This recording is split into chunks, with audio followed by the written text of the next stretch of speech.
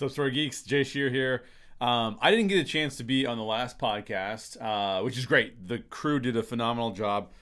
Justin led everybody through a great discussion on Frozen and Frozen 2. Sandra and Daryl and Natalie were all on that show. Did a fantastic job. Loved it. But I thought, you know what? I needed to do a YouTube video anyways. And so I will address the questions that Justin came up with. Some phenomenal questions. And get into it. So these are questions about Frozen and Frozen 2 from a storytelling perspective. What are we diving deeper into as we dive into the world of Arendelle and of these characters? And so Justin's first question, which is a fairly broad one, is why do you think the Frozen franchise, these two films now, has connected with people around the world in the way that it did? And I think people were ready for another great Disney princess movie, right? Like Disney has had times when its princess movies are on point and phenomenal, and then it's had times when, you know, they've struggled a little bit.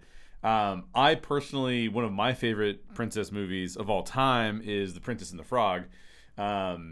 Which I still think is probably superior to this. But for a while there, Disney was struggling to get an audience, and I think this kind of brought everything back together.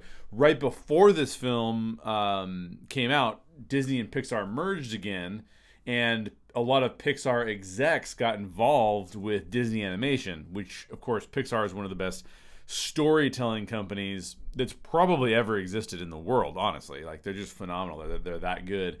And so I think that everybody was ready for that, and Pixar was a perfect company to come in and help Disney Animation through this particular part of their journey. And I also think audiences are getting more sophisticated, and Frozen plays into our current era, our modern era. It doesn't go into some of the same old tropes that we've seen in Disney movies in the past, and I think that people responded to that really well. It kind of understood what it was supposed to be and did a really good job of expressing that. Justin's second question was, relationships are at the center of Frozen. What can we learn from how Anna, Elsa, Olaf, and the trolls and the others approach these relationships? And this is probably one of the most important questions that you can address in Frozen, because Frozen is a very relationship-centric story. Some stories are much more plot-driven, or they're much more an individual and how an individual is developing. But Frozen, not at all. Frozen is very much about relationships. So good job for Justin for coming up and identifying that as a part of this. I think healthy relationships, in my mind, healthy relationships are the kind of relationships where I look to what your needs are, even before I look, or at the same time I look into what my needs are. So in a way, I'm putting your needs as being equal with my needs, whether that's family members or friends or partners or whatever. But we're looking out for one another, and there are times when, because I have a need for something, you're willing to put aside your need, and vice versa, right? That's kind of like, but unhealthy relationships, the opposite of that is when people are only looking to benefit themselves and not looking into the person they're in relationship with to kind of work through that. And I don't think human beings are capable of having perfect relationships. We're always going to hurt one another, whether intentionally, heaven forbid, or unintentionally. We put our needs above other people's needs, and we cause hurt through that. We cause pain through that. And so I think we have to ask the question of, like, why does that happen? And at the end of the day, I think it's because nobody's perfect, right? Like, no one's capable of being perfect, and therefore we have this inherent desire to be selfish. And when we have this desire to be selfish, we gravitate towards getting what we want over and above what the other person maybe wants as well. And I think that in Frozen, the characters are really trying to do that. The characters are trying to build a better community by bonding and becoming really tight with one another. And we see that from a couple different angles, but one of the angles I think is really fascinating is that Elsa's character journey throughout the first film, and partially the second film too, but mostly in the first film, is really about learning how to be vulnerable, be in relationship with intimacy, because her parents told her not to let other people know what's going on. And yet Anna, her journey is really into learning to not to be naive about what's going on around her, learning to be exposed to other people's perspectives, and those two things have to come together in order to let this kind of work. It's interesting to me that a lot of people have gravitated towards the song "Let It Go." "Let It Go" was like one of the biggest songs of that year, just because people loved it so much. And I think that what's interesting about the movie itself is that the movie is not 100% advocating that song and that character's behaviors are the best thing to do. Yes, there is a sense that Elsa should not be stifling herself and should really truly live into the person that she's called to be, who she's inherently made to be. But at the same time, you'll notice that by her letting go, she hurts a lot of people by letting go. She removes herself from community, becomes very isolated. She creates a monster by not basically what she does is she goes inherently selfish. She's trying to figure out her identity, but in the creation of her identity, she becomes so self-centered and isolated that she creates a massive amount of issues. So it's not just about letting it go. It's also about coming back to community and saying, I need to be vulnerable with you to showcase to you who I really am. And then I have to be vulnerable because you have to be intimate back with me and support me in what I need from you. And I think the movie handles that really well. The song doesn't handle it that well, because the song is kind of like, just be yourself. The movie kind of says, be yourself, but remember that you're in community. And it's not until Elsa understands her place in that community and sees that the community accepts her for the person that she really is. And I think that that's really powerful, because that's a really good definition of what community is. Like giving up of ourselves, giving up of what our desires are to the collective community around us, which I think is really, really good. So fantastic question from Justin. His third question is, there are a variety of responses to Elsa's powers. Her parents hide her and encourage her to conceal and don't feel. The Duke of Wesselton calls her a monster. Anna seems to accept her sister as she is, although I do think there's a little bit of a learning journey there as well. So Justin goes on to ask, what do you think Elsa's powers represent, if anything, and what can we learn from the various responses to her powers? And I think that Elsa's powers are meant to represent our true selves and who we really truly are. We tend to mask a lot of ourselves in different aspects of how we want other people to perceive us, and maybe we're not really exactly how we are. Think of how cultivated our lives are. Take social media, for example. You don't put everything on social media oftentimes, and I think that we try to live cultivated lives and present our best selves to people. But if we were to really take a step back and be our true selves, and not hide some of what we truly are, then people would see us for the real, that we are going to hurt people, right? So Elsa, by living into herself, she does start to hurt people. Then she has to learn, well, how do I be myself, but be in a community of people who are there to support me, and so that when I do hurt them, there's instant forgiveness and there's reconciliation and there's those kind of things. So I think that that's part of it for us as well, is that it's about being who we are, who we were uniquely created to be in community, where we can really thrive and really become a benefit to those around us, not just ourselves. There's this concept of like the art of giving no F's, right? I'm not going to curse on the show, but the art of not caring, and that's just, I understand where that's coming from, but it's coming from the same thing that says let it go is where you stop.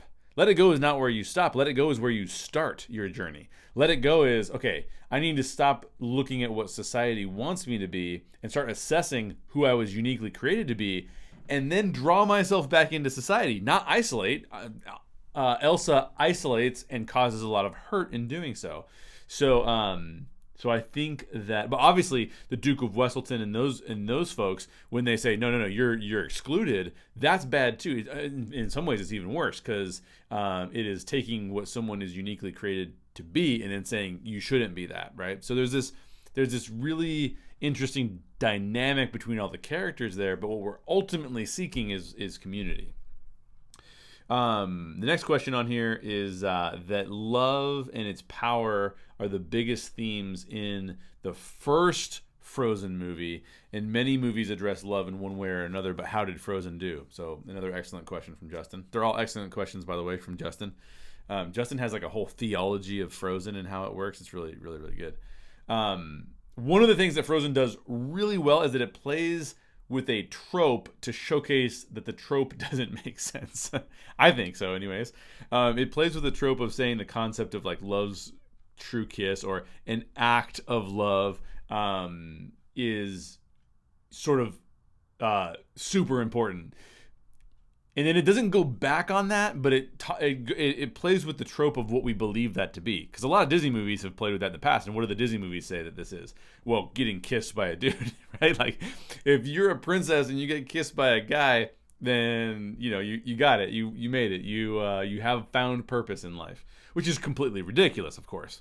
And so I think that what Frozen does really well is it plays with the trope, but then it shows that self-sacrificial love to be something that is not just partners, but it is community-wide, and that as a community we should all be self-sacrificial. So love builds strong communities, and I think that's what that Frozen is showcasing, which I think is really, really great.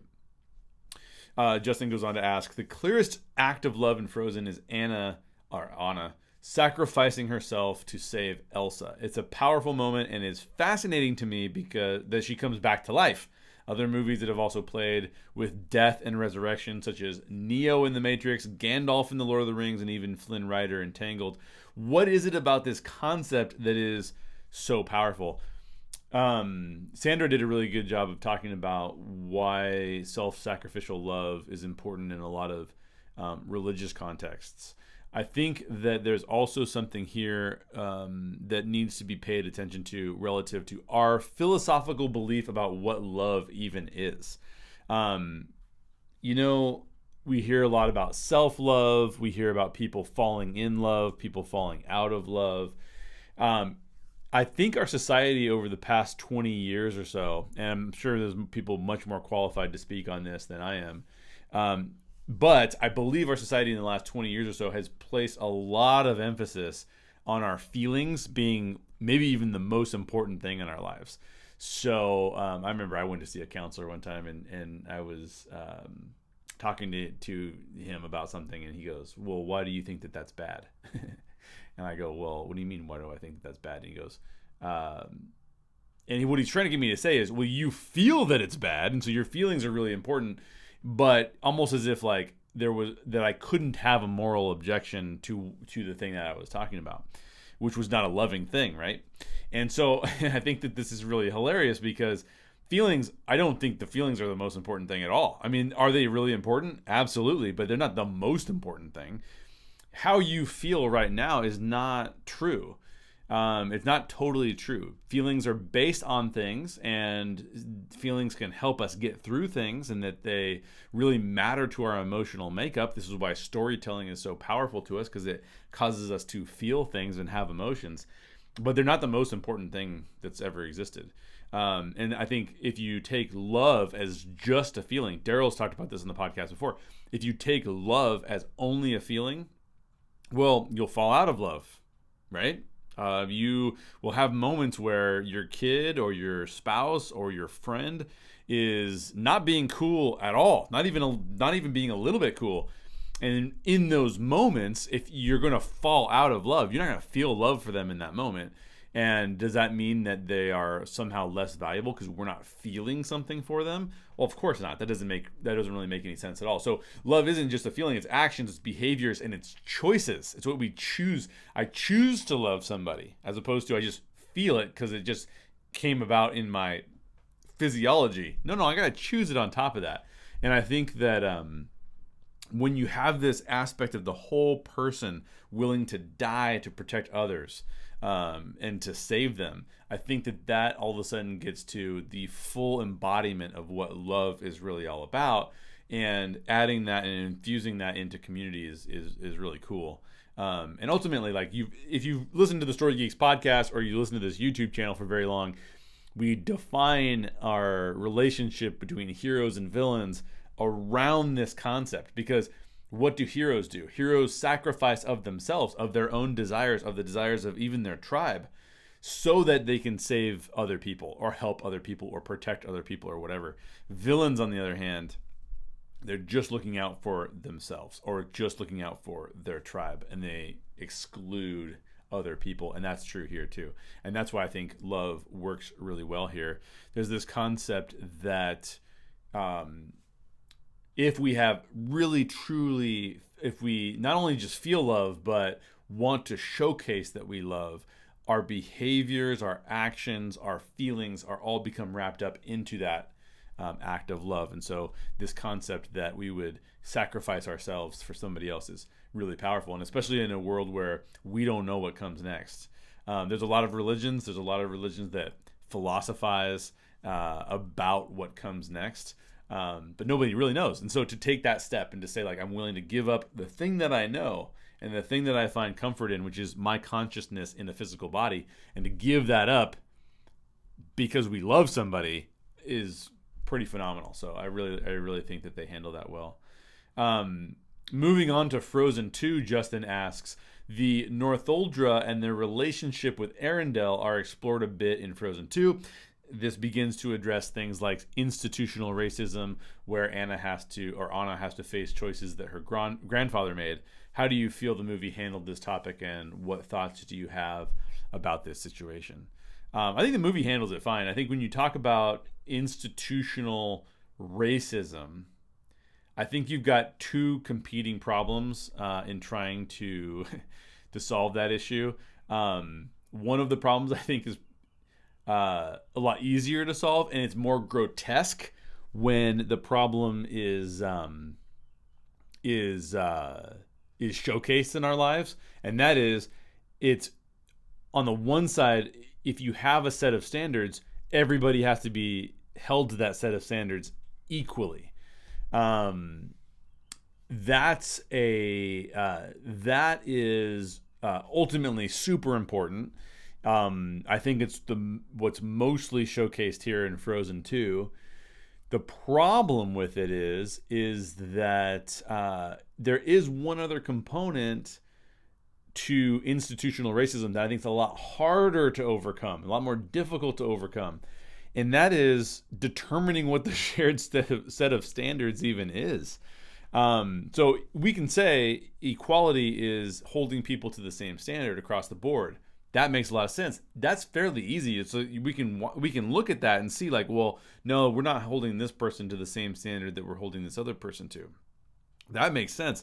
What's way more difficult, and I don't think the movie's going into this as much, and a lot of stories don't, unless they're really aiming to dig deeper into societal norms and cultural norms, and that is, what should the shared set of standards be? A lot of people in this world hold very different sets of standards, and so then all of a sudden it's like, well, which set of standards are we holding people to? And that's a lot more difficult. I mean, if you look at it from this perspective too, right? Right now we're as I record this video, you might be watching this later, this might be completely over with, but right now we're dealing with the COVID-19 coronavirus pandemic. And an example of this is to say that there are some people still in the United States today who were born with the concept of freedom, and I'm going to get into that later. And the concept of freedom is freedom of speech, freedom of assembly. We have all these freedoms available to us, and so some people are saying, like, well, because I have that freedom, I'm going to go out of my house. I'm not going to pay attention to the stay-at-home order. And so now, if someone believes that, but I believe that we should all stay at home so that we don't get each other sick, now the problem is, well, whose standard should be upheld? And whose standard is more important? I would argue my standard's more important, right? Because I would tell you that what we're trying to accomplish is we're trying to save people by just staying at home and not spreading the virus. But somebody else might go, yeah, but what if the government, what if the government does something crazy and like they're not allowing us to, leave, and we should be able to leave, or whatever it is. My point being is it's harder to get people to see the same set of standards because everyone has different perspectives on what that shared set of standards was, especially when you live in a place that says freedom is the best quality. Okay, just 2 questions left before we close out the show.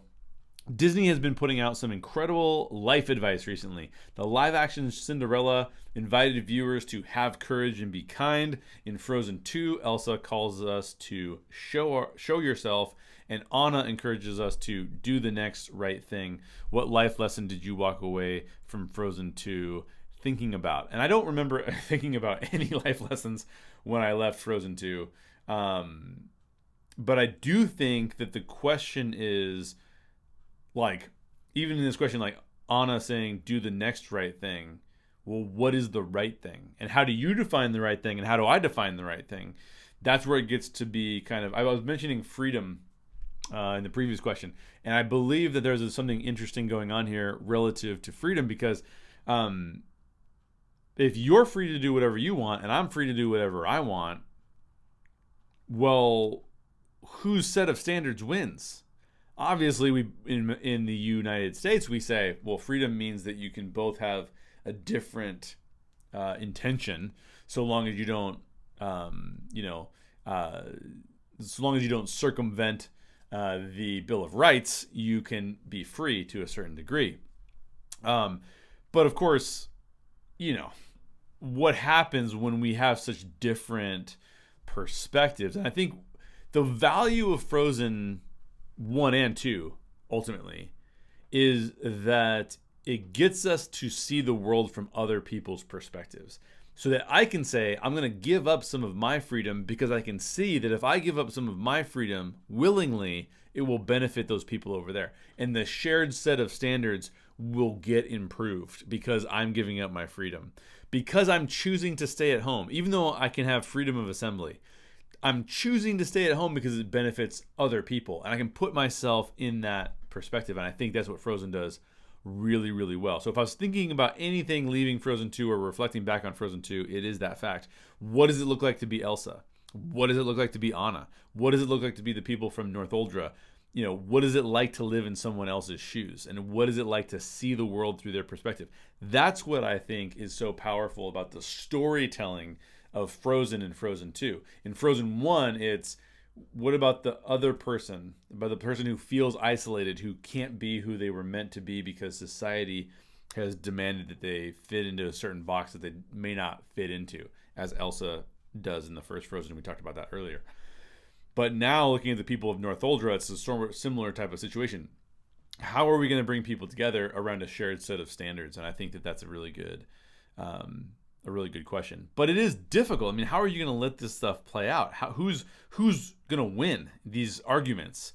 And that's why it's so valuable to get into the other people's perspectives. Last question. As Olaf observed going into the enchanted forest, there was a lot of transformation over the course of these films.